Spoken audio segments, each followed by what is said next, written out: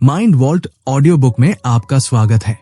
आज की ये कहानी शायद तुम्हारी है, या शायद उस इंसान की जिसे तुम रोज आईने में देखते हो।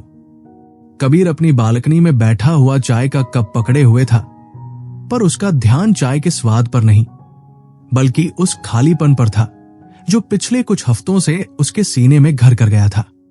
उसका हालिया ब्रेकअप कोई अचानक हुई घटना नहीं थी, पर फिर भी उसे ऐसा लग रहा था जैसे किसी ने उसके अंदर से सारी हवा निकाल दी हो। उसे याद आ रहा था कि कैसे उसने अपनी जिंदगी की पूरी स्क्रिप्ट किसी और के साथ लिख दी थी, और अब वो स्क्रिप्ट अचानक फट चुकी थी। हम अक्सर प्यार की तलाश में दर दर भटकते हैं, पर कभी ये नहीं सोचते कि जिस इंसान के साथ हमें अपनी पूरी जिंदगी बितानी है, क्या हम खुद उस इंसान को जानते भी हैं? कबीर को लगा कि वो एक शेल बन गया है, बस बाहर से सब ठीक है पर अंदर कुछ भी नहीं। उसे लग रहा था कि शायद किस्मत ही खराब है, या फिर उसे प्यार करना आता ही नहीं। पर सच तो यह है कि जब तक हम खुद से ही डिस्कनेक्टेड हैं, हम किसी और के साथ कैसे जुड़ सकते हैं? कबीर ने अपना फोन उठाया और पुराने मैसेजेस स्क्रॉल करने लगा। उसे वो टेरर ऑफ टेक्सटिंग याद आई, जब वो घंटों इंतजार करता था कि दूसरी तरफ से रिप्लाई आएगा या नहीं। उस एक नोटिफिकेशन के लिए वो अपनी पूरी सेल्फ वर्थ दांव पर लगा देता था। उसे महसूस हुआ कि वो प्यार नहीं ढूंढ रहा था, बल्कि वो अपनी उन कमियों को भरने की कोशिश कर रहा था जो उसने खुद कभी सुलझा ही नहीं। जैसे कोई अपनी फटी हुई जेब में सिक्के भरने की कोशिश करे, चाहे जितने भी डाल लो वो गिर ही जाएंगे। कबीर की ये हालत उसे एक बहुत पुराने सबक की याद दिला रही थी कि तुम्हारी बाहरी रिलेशनशिप्स सिर्फ एक रिफ्लेक्शन है उस प्यार का जो तुम खुद से करते हो। अगर तुम अंदर से खुद को अधूरा मानते हो, तो तुम हमेशा ऐसे साथी ढूंढोगे जो तुम्हें कंप्लीट करने का वादा करें, पर असल में वो तुम्हारी उस अधूरेपन की आवाज को बस थोड़ी देर के लिए दबा देंगे। बैठे बैठे कबीर की नजर कोने में रखे उस पुराने सूटकेस पर पड़ी जिसे वो हर ट्रिप पर ले जाता था। उसने सोचा कि रिश्ते भी तो एक ट्रेन जर्नी की तरह ही होते हैं। हम इस सफर पर निकल तो जाते हैं, ये सोचकर कि हम साथ में नजारे देखेंगे, पर हमारा लगेज इतना भारी होता है कि हम ठीक से बैठ भी नहीं पाते। कबीर को एहसास हुआ कि वो एक इमोशनल होर्डर बन चुका है। उसने पिछले कड़वे अनुभवों, पुरानी शिकायतों और बचपन की उन अनकही चोटों को अपने दिल के बेसमेंट में जमा कर रखा था। हम अक्सर सोचते हैं कि नया रिश्ता पुरानी यादों को मिटा देगा, पर सच तो यह है कि हम बस अपना भारी बैग एक ट्रेन से उतारकर दूसरी ट्रेन में रख देते हैं। कबीर को याद आया कि कैसे वो अपनी पिछली पार्टनर के साथ छोटी छोटी बातों पर लड़ पड़ता था, जैसे सिंक में रखे बर्तन या देर से किया गया फोन। पर क्या वो झगड़ा वाकई बर्तनों के बारे में था? नहीं, वो तो उस पुराने डर के बारे में था कि उसे अहमियत नहीं दी जा रही। उसने खिड़की के बाहर देखा, सूरज ढल रहा था। उसे लगा कि वो एक तरह की आइडेंटिटी एमनीसिया में जी रहा है। उसने समाज के बनाए हुए सांचों, माता पिता की उम्मीदों और दूसरों की नजरों में अच्छा बनने के चक्कर में अपनी असली पहचान कहीं खो दी थी। वो ये भी नहीं जानता था कि उसके अपने नॉन नेगोशिएबल्स क्या है। वो बस दूसरों को खुश करने की कोशिश में लगा रहता था, क्योंकि उसे लगा कि प्यार पाने का यही एक तरीका है। पर असल में ये सेल्फ बिट्रेयल था। जब आप दूसरों के लिए हाँ कहते हैं, जबकि आपका मन ना कह रहा होता है, तो आप धीरे धीरे खुद को खोने लगते हैं। कबीर ने खुद से पूछा, अगर मैं एक रेगिस्तान वाले द्वीप पर अकेला होता, जहां कोई मुझे जज करने वाला ना होता, तो मैं कैसा इंसान होता? ये सवाल बहुत गहरा था और इसका जवाब ढूंढना आसान नहीं था। अचानक उसे अपने बचपन की एक धुंधली सी याद आई। वो यादें ही तो थी जिन्होंने उसके अटैचमेंट स्टाइल को बनाया था। उसे याद आया कि जब वो छोटा था तो उसके रोने पर कभी कभी उसे चुप करा दिया जाता था या नजरअंदाज कर दिया जाता था। शायद वहीं से उसके अंदर वो एंग्शियस या अवॉइडेंट व्यवहार पैदा हुआ था।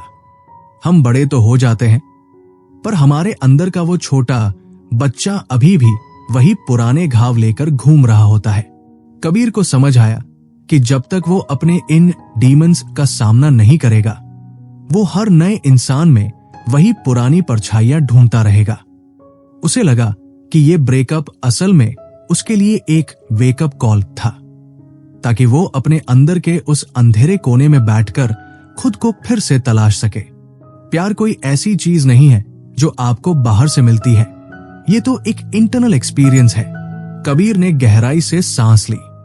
उसे एहसास हुआ कि उसे अब किसी और का हाथ थामने से पहले अपना खुद का हाथ थामना सीखना होगा। उसे अपनी उस एनर्जी को वापस पाना होगा जो उसने दूसरों की वैलिडेशन में खर्च कर दी थी। यह सफर लंबा था, पर उसे अब समझ आ रहा था कि उसकी मंजिल कोई दूसरा इंसान नहीं, बल्कि वो खुद था। उसने सोचा, how can I share my life with someone else if I am disconnected from my self? ये सवाल अब उसके लिए सिर्फ एक विचार नहीं, बल्कि एक हकीकत बन चुका था जिसे उसे हर रोज जीना था। कबीर ने अपने कमरे की उस अलमारी को खोलने का फैसला किया जिसे उसने महीनों से हाथ नहीं लगाया था। वहां पुरानी यादों का ढेर था, पुराने फटे हुए सिनेमा के टिकट्स, कुछ अधूरे खत और एक पुरानी कलाई घड़ी जो अब रुक चुकी थी। उसे अचानक एहसास हुआ कि वो सिर्फ सामान ही नहीं, बल्कि भावनाओं का भी इमोशनल होल्डर बन गया है। जैसे कुछ लोग पुराने कपड़े या रद्दी जमा करते रहते हैं, कबीर ने भी अपने दिल के कोनों में पुरानी शिकायतों और दुखों का अंबार लगा रखा था। हेल्थ प्रोफेशनल्स कहते हैं कि होर्डिंग एक मानसिक विकार है, जहां इंसान तुच्छ चीजों को भी छोड़ने में घबराहट महसूस करता है। कबीर को लगा कि उसका दिल भी उस बिल्ली पालने वाली औरत जैसा हो गया है, जिसके पास जरूरत से ज्यादा बिल्लियां हो जाती है और वो उनकी सही देखभाल नहीं कर पाती। जब हम पुराने दर्द को पकड़े रहते हैं, तो वो हमारे अंदर ही ब्रीडिंग करने लगते हैं और हमें दमघोंटू महसूस होने लगता है। कबीर ने सोचा कि क्या वाकई उसे इन पुरानी बातों की जरूरत है? क्या ये उसे आगे बढ़ने में मदद कर रही है या बस उसके वर्तमान को गंदा कर रही है? अलमारी साफ करते करते कबीर का ध्यान उस बात पर गया कि कैसे वो अपने हर रिश्ते में पुराने लगेज को साथ लेकर चलता है। ये सूटकेस उन पूर्व धारणाओं, प्रीकंसेप्शंस से भरा हुआ था जो उसके पिछले अनुभवों ने बनाई थी। उसने महसूस किया कि असली चैलेंज सामान पैक करना नहीं, बल्कि उस अनचाहे बोझ को उतारना है जो भावनाओं और व्यवहार के पुराने पैटर्न से जुड़ा है। उसे याद आया कि कैसे वो अपनी पार्टनर को बार बार उसकी पुरानी गलतियों की याद दिलाता था, जैसे कि उसका पिछला जन्मदिन भूल जाना। कबीर को अब समझ आ रहा था कि ऐसा करके वो सिर्फ अपने पुराने घावों को कुरेद रहा था। ये रेसिप्रोकल सेल्फ डिस्क्लोजर की कमी थी, यानी बिना डर या आलोचना के अपनी बात कहने की हिम्मत। जब हम खुद को पूरी तरह रिवील नहीं करते, तो दूसरा इंसान हमारे करीब कैसे आ सकता है?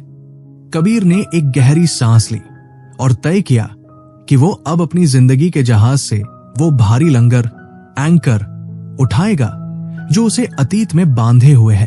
उसी शाम कबीर ने अटैचमेंट थ्योरी के बारे में पढ़ना शुरू किया।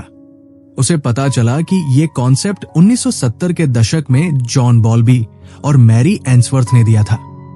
उसका अटैचमेंट स्टाइल दरअसल उसके बचपन में उसके देखभाल करने वालों, केयरगिवर्स के साथ बने रिश्तों का एक आईना था। कबीर ने खुद को उन 4 श्रेणियों में ढूंढने की कोशिश की। क्या वो सिक्योर था, जिसे प्यार करना और भरोसा करना आसान लगता है, या फिर एंग्शियस, जो हमेशा असुरक्षित महसूस करता है और पार्टनर के छोड़ जाने के डर से उससे और ज्यादा चिपकने लगता है? उसे लगा कि शायद उसके अंदर डिसमिसिव अवॉइडेंट के लक्षण भी हैं, जहां इंसान अंतरंगता, इंटिमेसी से घबराता है और रिश्ते उसे दमघोंटू लगने लगते हैं। उसे ईसला या मैक्स जैसे किरदारों में अपनी झलक दिखी जो या तो जलन में पागल हो जाते थे या डर के मारे दीवारें खड़ी कर लेते थे। पर उसे ये जानकर राहत मिली कि ये व्यवहार उसकी असली पर्सनैलिटी नहीं है, बल्कि सिर्फ पिछले बुरे अनुभवों से बचने के तरीके हैं। उसे समझ आया कि वो अपनी एजेंसी और चॉइस का इस्तेमाल करके आज अपनी जिंदगी बदल सकता है। कबीर ने तय किया कि अब उसे एक कट ऑफ लाइन खींचनी होगी, एक ऐसी रेखा जो उसके तब और अब को अलग कर सके। उसने महसूस किया कि वो अक्सर डॉट्स कनेक्ट करने की गलती करता है। जैसे अगर एक बार किसी ने उसका साथ छोड़ा तो उसे लगता था कि हर कोई उसे छोड़ देगा। ये एक विश्व साइकिल था जिसे तोड़ना जरूरी था।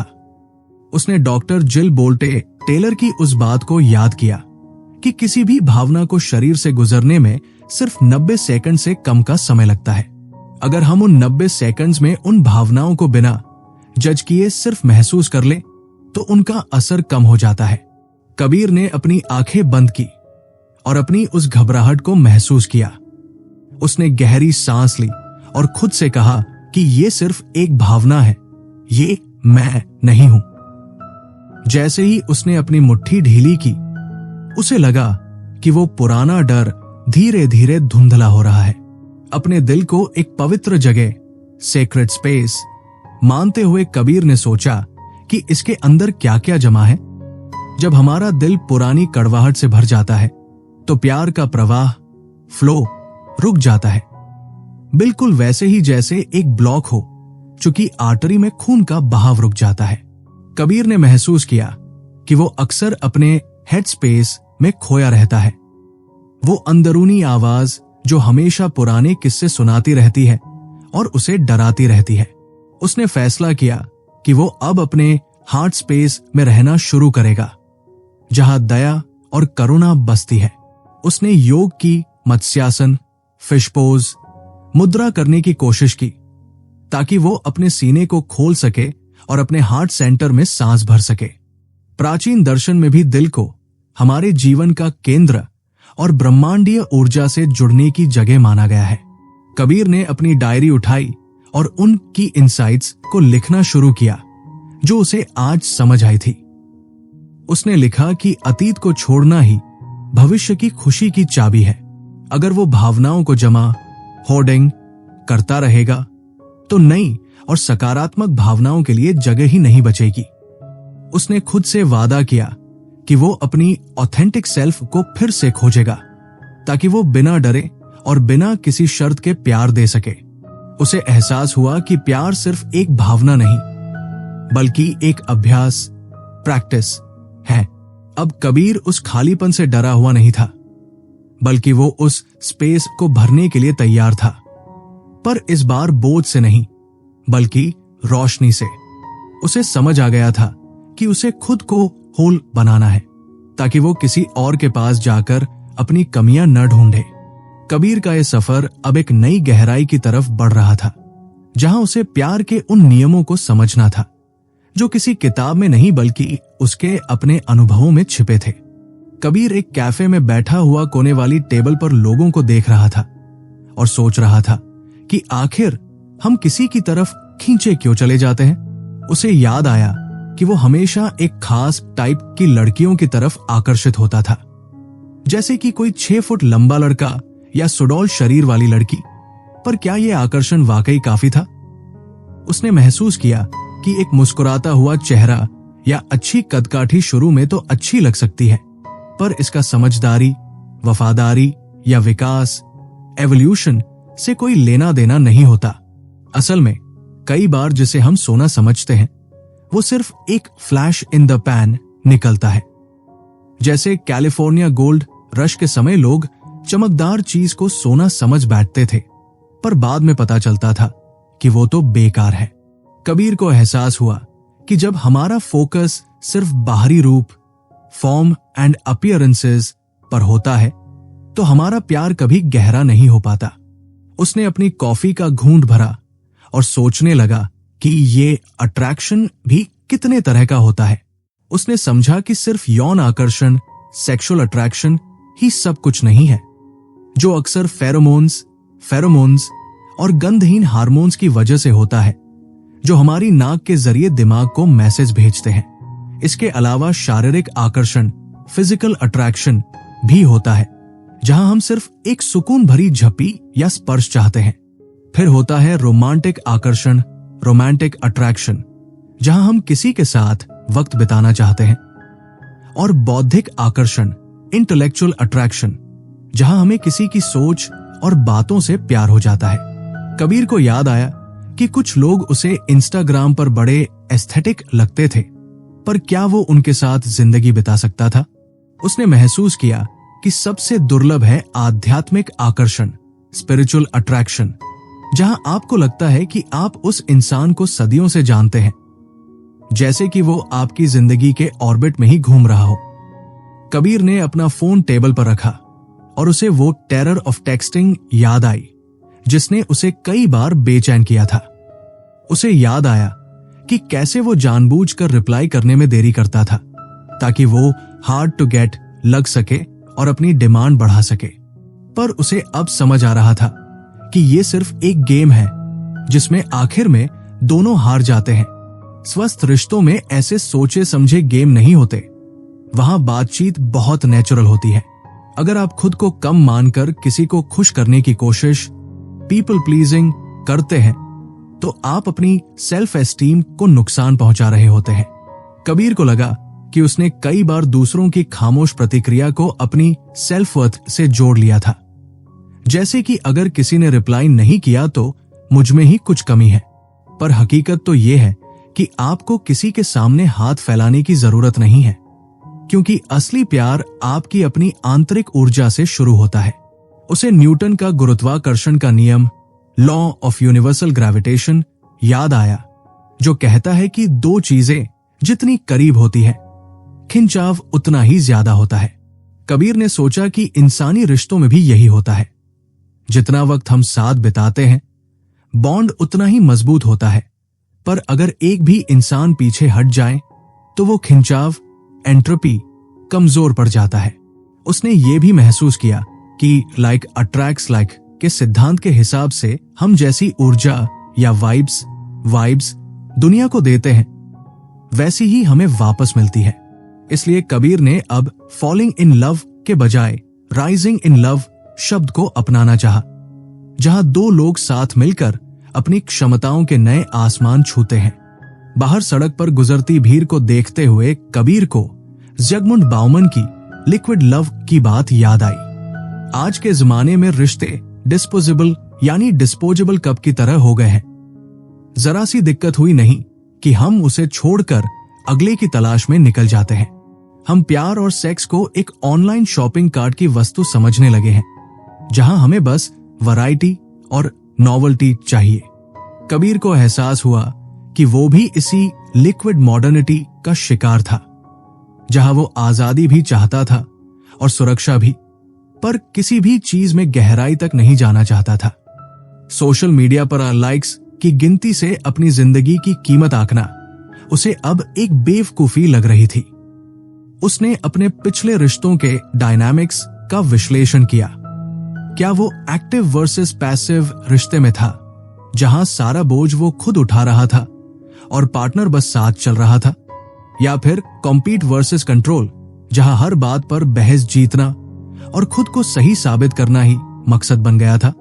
कबीर को समझ आया कि एक एक्सेप्टिंग एंड बैलेंस्ड रिश्ता वो होता है जहां टीम वर्क हो, जहां दोनों एक दूसरे की कमियों को स्वीकार करें और मिलकर समस्याओं का समाधान निकालें। उसने अपनी डायरी में लिखा कि उसे अब एक ऐसा रिश्ता चाहिए जो रिच हो, यानी जिसमें रिस्पेक्ट, सम्मान, इंटिमेसी, अंतरंगता, कम्युनिकेशन, संचार और ऑनेस्टी, ईमानदारी हो। कबीर को एहसास हुआ कि उम्मीदें, एक्सपेक्टेशंस गलत नहीं होती, बस उनका अनहेल्दी होना खतरनाक है। उसे ये उम्मीद तो रखनी चाहिए कि उसका पार्टनर उसका सम्मान करे और दुख में साथ दे, पर यह उम्मीद करना कि पार्टनर ही उसे हमेशा खुश रखेगा एक बहुत बड़ा बोझ है। कबीर ने गहरी सांस ली और कैफे से बाहर निकल गया। उसे अब समझ आ गया था कि उसे किसी और को अपनी जिंदगी का गोलपोस्ट बनाने के बजाय अपनी आंतरिक शांति पर काम करना होगा।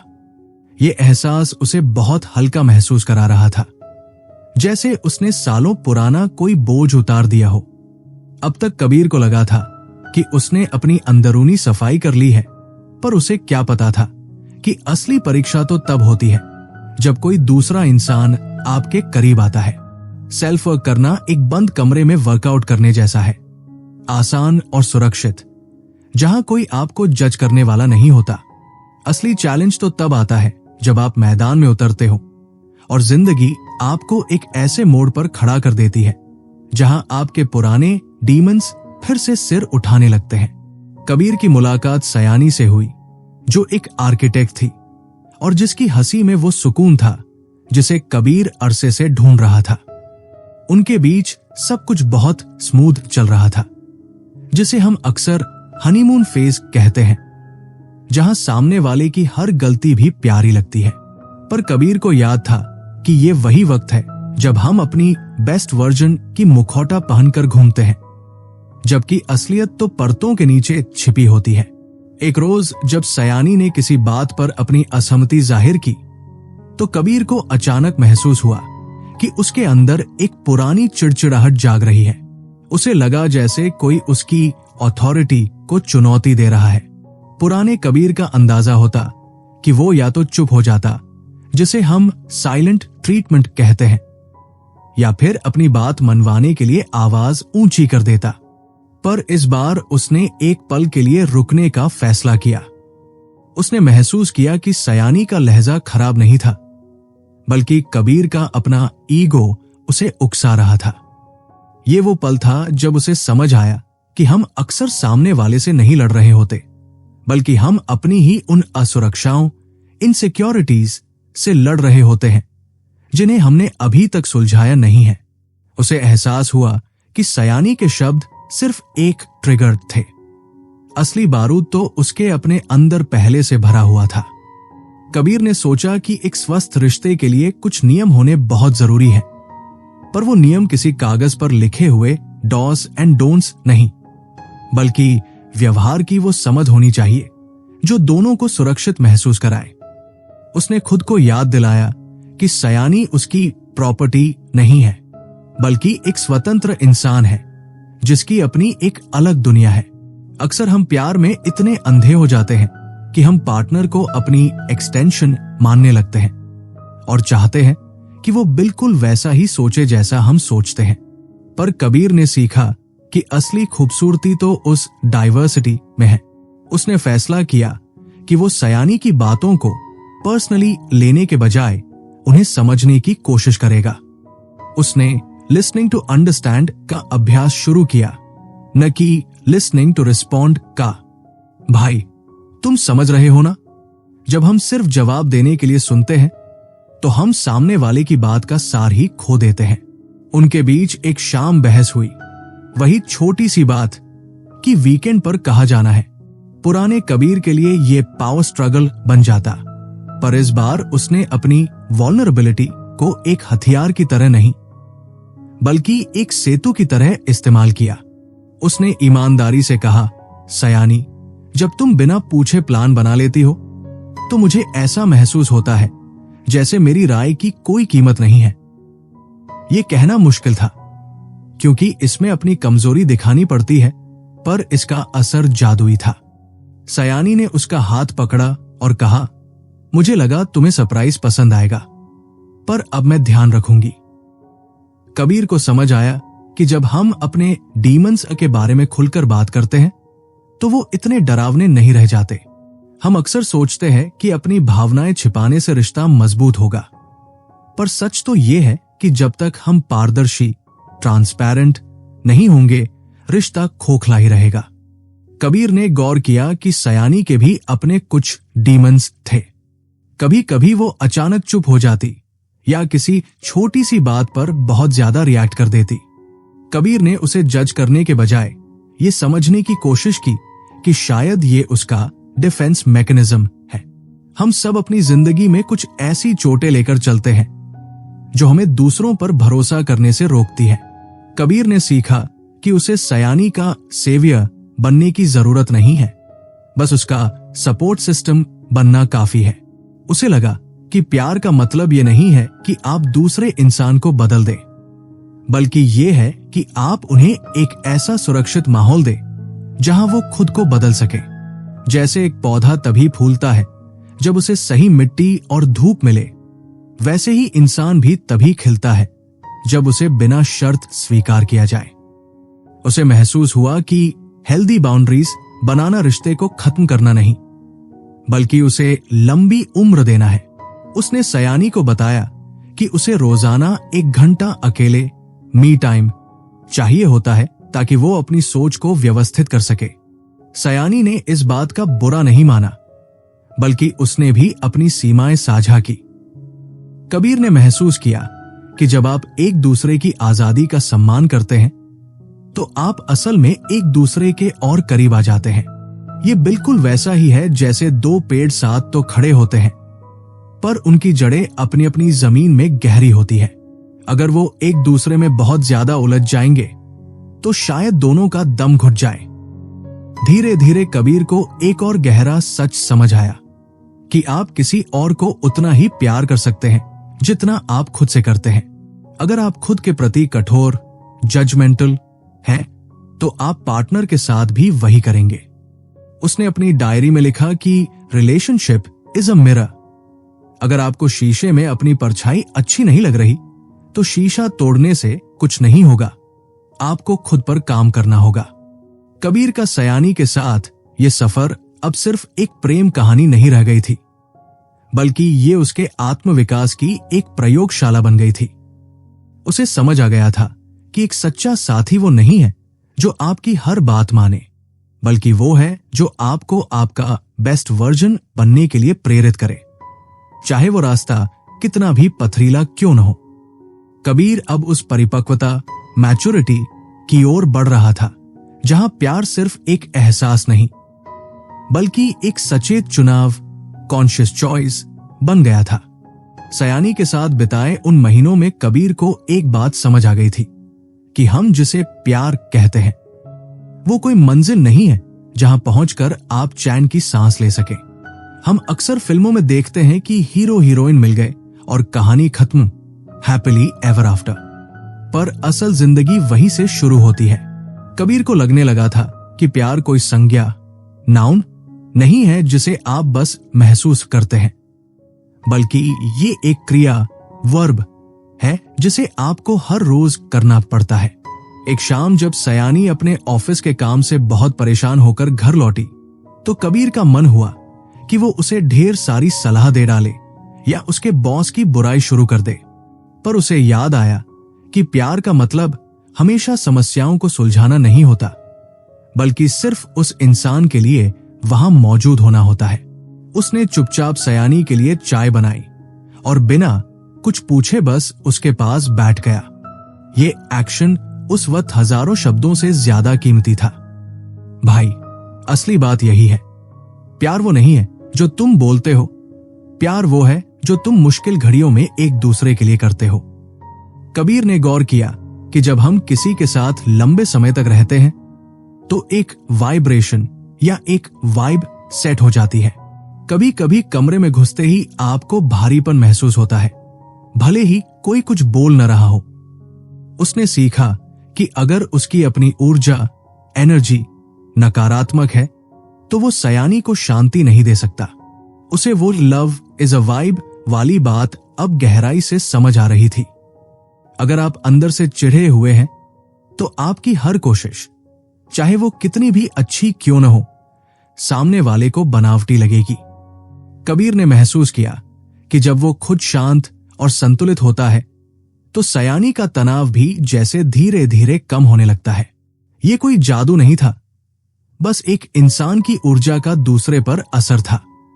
उसने अपनी डायरी में लिखा कि प्यार एक ऐसी फ्रीक्वेंसी है जिस पर आपको खुद को ट्यून करना पड़ता है, बिल्कुल पुराने रेडियो की तरह। अगर ट्यूनिंग सही नहीं है तो सिर्फ शोर ही सुनाई देगा।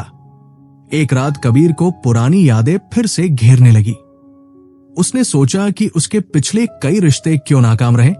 क्या वो सिर्फ इसलिए टूटे क्योंकि प्यार खत्म हो गया था? उसे एहसास हुआ कि कई बार हम गलत वजहों से रिश्तों को खींचते रहते हैं। हम सोचते हैं कि इतना वक्त लगा दिया है, अब इसे कैसे छोड़े, या फिर लोग क्या कहेंगे। उसने समझा कि व्हेन टू वॉक अवे का फैसला करना भी प्यार का ही एक हिस्सा है, खुद के प्रति प्यार। अगर कोई रिश्ता आपकी आत्मा को कुचल रहा है या आपकी ग्रोथ को रोक रहा है, तो वहां से सम्मान के साथ निकल जाना ही सही होता है। कबीर को याद आया कि कैसे वो एक ऐसे रिश्ते में सालों रहा जहां सम्मान की जगह सिर्फ समझौते थे। उसे लगा कि सयानी के साथ उसका जुड़ाव इसलिए अलग है क्योंकि यहां अनकंडीशनल लव की एक झलक है। बिना किसी शर्त के प्यार करना सुनने में तो बहुत रोमानी लगता है, पर असल में ये सबसे मुश्किल काम है। इसका मतलब है सामने वाले को उसकी खूबियों और खामियों के साथ वैसा ही स्वीकार करना जैसा वो है, न कि वैसा जैसा आप उसे बनाना चाहते हैं। कबीर और सयानी के बीच भी मतभेद होते थे, पर अब उनके झगड़ों का अंदाज बदल गया था। वो अब एक दूसरे को नीचा दिखाने के लिए नहीं लड़ते थे, बल्कि एक समाधान ढूंढने के लिए बात करते थे। कबीर ने गौर किया कि कई बार हम बहस में जीतने के चक्कर में उस इंसान को ही हार जाते हैं जिससे हम प्यार करते हैं। उसने खुद से कहा, क्या मुझे सही साबित होना है या मुझे सुखी रहना है? उसने अपनी ईगो को पीछे रखना सीखा। उसने देखा कि जब वो अपनी गलती मान लेता है तो सयानी का गुस्सा भी बर्फ की तरह पिघल जाता है। ये वल्नरेबिलिटी की ताकत थी। जब आप अपनी ढाल नीचे रख देते हैं तो सामने वाला भी खुद को सुरक्षित महसूस करने लगता है। प्यार का मतलब ये नहीं है कि आप कभी नहीं लड़ेंगे, बल्कि ये है कि आप लड़ाई के बाद भी एक दूसरे का हाथ थामे रखेंगे। एक दिन पार्क में टहलते हुए कबीर ने एक बूढ़े जोड़े को देखा जो चुपचाप एक दूसरे का हाथ पकड़कर बेंच पर बैठे थे। उनके बीच कोई बातचीत नहीं हो रही थी, पर फिर भी एक गहरा जुड़ाव महसूस हो रहा था। कबीर को लगा कि यही वो स्पिरिचुअल कनेक्शन है जिसके बारे में वो पढ़ता आ रहा था, जहां शब्दों की जरूरत खत्म हो जाती है और सिर्फ मौजूदगी ही काफी होती है। उसने महसूस किया कि प्यार कोई ऐसी चीज नहीं है जिसे बाहर ढूंढा जाए। ये तो आपके अंदर का एक विस्तार है। जब आप खुद को पूरी तरह जान लेते हैं और खुद से प्यार करने लगते हैं, तो आप स्वाभाविक रूप से दूसरों की तरफ भी वही करुणा और दया बढ़ाते हैं। उसे समझ आया कि सयानी उसकी जिंदगी में उस खालीपन को भरने नहीं आई थी, बल्कि उस खुशी को साझा करने आई थी जो कबीर ने खुद के अंदर पैदा की थी। कबीर को अब अपनी जिंदगी एक सजी हुई किताब जैसी लगने लगी थी, जिसके हर पन्ने पर उसने नए सबक लिखे थे। उसने सीखा कि रिश्तों में गिविंग और रिसीविंग के बीच एक बारीक संतुलन होना चाहिए। अगर आप सिर्फ देते रहेंगे तो आप खाली हो जाएंगे, और अगर आप सिर्फ लेते रहेंगे तो आप स्वार्थी बन जाएंगे। उसने सयानी के साथ एक ऐसा फ्लो बनाया जहां दोनों एक दूसरे की बैटरी को चार्ज करते थे। उसे लगा कि यह सफर उसे एक ऐसी जगह ले आया है जहां डर की कोई जगह नहीं थी, सिर्फ विश्वास था। वो अब उन पुराने पैटर्न से आजाद हो चुका था जो उसे सालों से कैद किए हुए थे। कबीर ने गहरी सांस ली और महसूस किया कि उसके दिल का वो दरवाजा जो उसने सालों से बंद कर रखा था, अब पूरी तरह खुल चुका है। सिर्फ सयानी के लिए नहीं, बल्कि पूरी दुनिया के लिए। कबीर अब उस मोड़ पर था जहां उसे महसूस होने लगा कि जिंदगी के सारे उलझे हुए धागे धीरे धीरे एक खूबसूरत पैटर्न बना रहे हैं। उसे याद आया कि कैसे कुछ समय पहले तक वो प्यार को एक ऐसी चीज मानता था जिसे हासिल करना पड़ता है, जैसे कोई ट्रॉफी या कोई बड़ी नौकरी। पर अब उसे समझ आ रहा था कि प्यार कोई बाहरी उपलब्धि नहीं है, बल्कि ये तो एक वे ऑफ लाइफ है, एक जीने का तरीका। एक सुबह जब वो पार्क की बेंच पर बैठा था, उसकी मुलाकात एक बुजुर्ग व्यक्ति से हुई जिनकी आंखों में एक अजीब सी चमक और शांति थी। वो कोई और नहीं बल्कि उसी किताब के लेखक के विचारों का जीता जागता स्वरूप लग रहे थे। उनसे बात करते हुए कबीर को एहसास हुआ कि हम अक्सर प्यार को सिर्फ दो लोगों के बीच का कनेक्शन समझते हैं, जबकि असल में ये हमारी पूरी हकीकत को देखने का एक नजरिया है। उस बुजुर्ग व्यक्ति ने कबीर से बस एक छोटी सी बात कही, बेटा, जब तक तुम प्यार को एक लेन देन समझोगे, तुम हमेशा अधूरे रहोगे। पर जिस दिन तुम प्यार बन जाओगे, तुम्हें फिर कुछ ढूंढने की जरूरत नहीं पड़ेगी। कबीर को यह बात पहले तो बड़ी दार्शनिक लगी, पर जैसे जैसे उसने इस पर गौर किया, उसे समझ आया कि ये कितना व्यावहारिक है। Love is a way of life का मतलब यह है कि आप सिर्फ अपने पार्टनर से ही प्यार से पेश नहीं आते, बल्कि आप उस टैक्सी वाले से, उस परेशान सहकर्मी से और सबसे महत्वपूर्ण, खुद से भी उसी करुणा और दया के साथ पेश आते हैं। कबीर ने महसूस किया कि जब वो सड़क पर किसी अजनबी को देखकर मुस्कुराता है या किसी भूखे जानवर को खाना खिलाता है, तो उसके अंदर वही वाइब्रेशन पैदा होती है जो उसे सयानी के साथ महसूस होती थी। ये एक यूनिवर्सल फ्रीक्वेंसी थी जो हर जीवित चीज में मौजूद है। कबीर ने सोचा कि हम अक्सर सोलमेट की तलाश में भटकते हैं, पर क्या हम खुद किसी के लिए सोलमेट बनने को तैयार हैं? उसने अपनी डायरी में लिखा कि उसे अब एक लाइट हाउस की तरह बनना है, जो अपनी रोशनी इसलिए नहीं फैलाता क्योंकि उसे बदले में कुछ चाहिए, बल्कि इसलिए फैलाता है क्योंकि रोशनी देना ही उसका स्वभाव है। भाई, यही तो असली अनकंडीशनल लव है, जब आप अपनी खुशियों की चाबी किसी और के हाथ में नहीं देते, बल्कि अपनी आंतरिक शांति, इनर पीस से दुनिया को रोशन करते हैं। कबीर को अब सयानी के साथ रहने में वो पुरानी डेस्परेशन महसूस नहीं होती थी। अब वो उसके साथ इसलिए था क्योंकि वो अपनी खुशियों को उसके साथ शेयर करना चाहता था, न कि इसलिए कि सयानी उसकी खुशियों का एकमात्र जरिया थी। एक शाम सयानी ने उससे पूछा, कबीर, तुम अब इतने शांत कैसे रहने लगे हो? अब छोटी बातें तुम्हें परेशान क्यों नहीं करती? कबीर ने मुस्कुराकर कहा, सयानी, मैंने बस ये सीख लिया है कि अपनी एनर्जी को कहाँ खर्च करना है। हर बहस जीतना जरूरी नहीं है और हर बात पर रिएक्ट करना भी जरूरी नहीं है। मैंने अपनी ईगो को थोड़ा आराम देना शुरू कर दिया है। उसे एहसास हुआ कि जब आप लव इज अ वाइब वाले सिद्धांत को अपनी जिंदगी में उतार लेते हैं, तो आपकी पूरी वाइब्रेशन बदल जाती है। लोग आपकी तरफ खिंचे चले आते हैं क्योंकि आपके पास वो सुकून है जो आजकल की भागदौड़ भरी दुनिया में बहुत दुर्लभ है।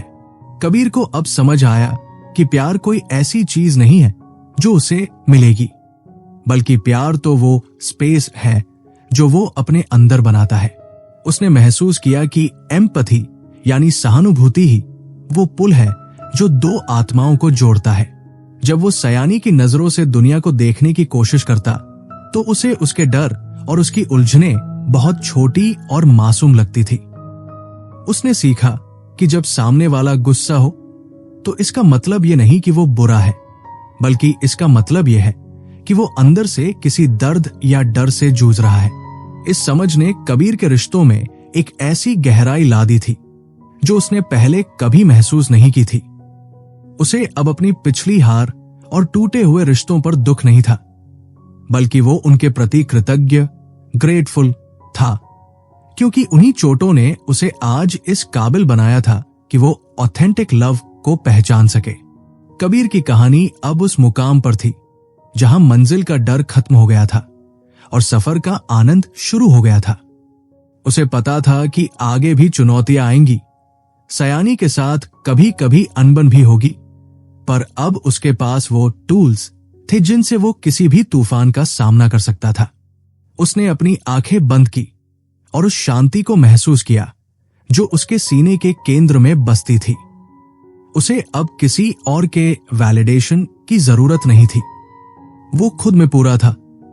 उसने सीखा कि जब आप खुद से पूरी तरह जुड़ जाते हैं, क्लोजर टू मी, तभी आप वाकई दूसरों के करीब आ पाते हैं। Closer to you. प्यार अब उसके लिए कोई एहसान नहीं, बल्कि एक प्रार्थना बन गया था।